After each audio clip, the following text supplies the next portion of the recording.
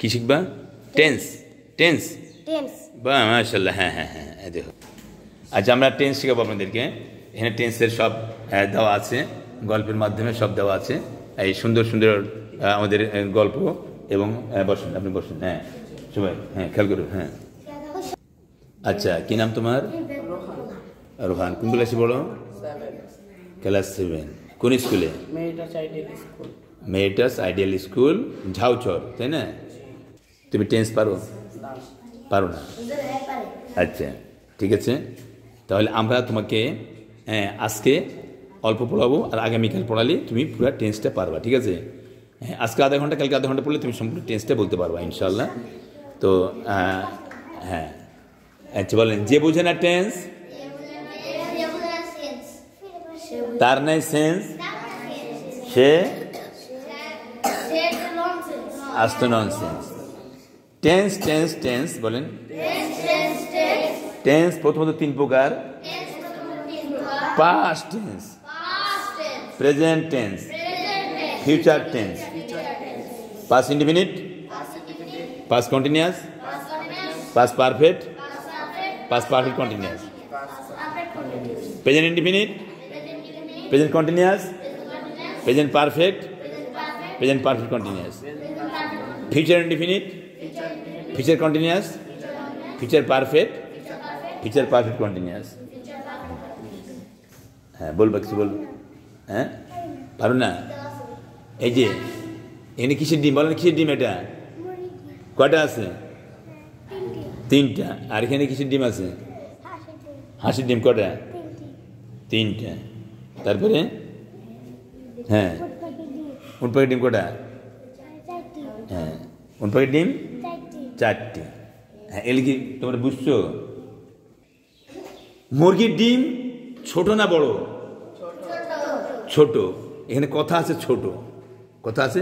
আমি করি, I do, আমি করি ছোট্ট। হ্যাঁ, এ দেখো আমি বলতেছি তোমাদেরকে, এই মুরগির ডিম শেষ, 1 কামড়ে শেষ, ঠিক কিনা? কয় কামড় লাগে? 1 কামড় লাগে। অল্প কথা আছে এখানে। আর হাঁসের ডিম লাগে, এই হাঁসের ডিম 1 কামড় হবে না, 2 কামড় লাগে, একটু বড় তো। হাঁসের ডিম কয় কামড় লাগে? 2 কামড়।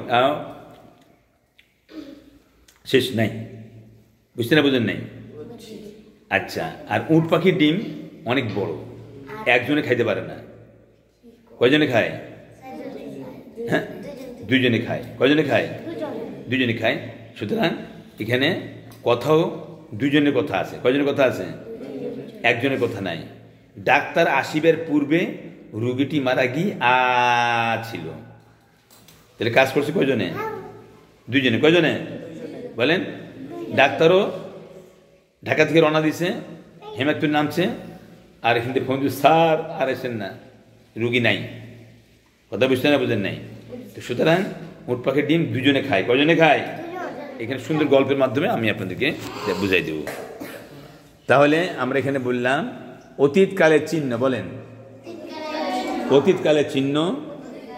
Did, was, were, had, had been, and had, and been, had been. বর্তমানকালের চিহ্ন, এর কি অক্সিলারি ভার্ব, বুঝছেন? এগুলো সাহায্যকারী ভার্ব। হ্যাঁ, do does, am are is, am are is, am are is, have has, have been, has been, have been, has been. আমি দেখাচ্ছি, তুমি বলো হ্যাভ বিন। দেখো দেখি।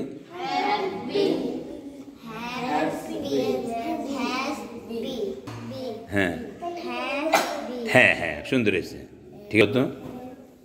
হ্যাভ বিন বলো, হ্যাভ বিন, হ্যাজ বিন। হ্যাঁ, হ্যাজ বিন দেখো, হ্যাভ বিন। হ্যাঁ, তবে হ্যাজ বিন দেখো, হ্যাজ বিন দেখো। মাশাআল্লাহ, সুন্দর হয়েছে। কি নাম তোমার?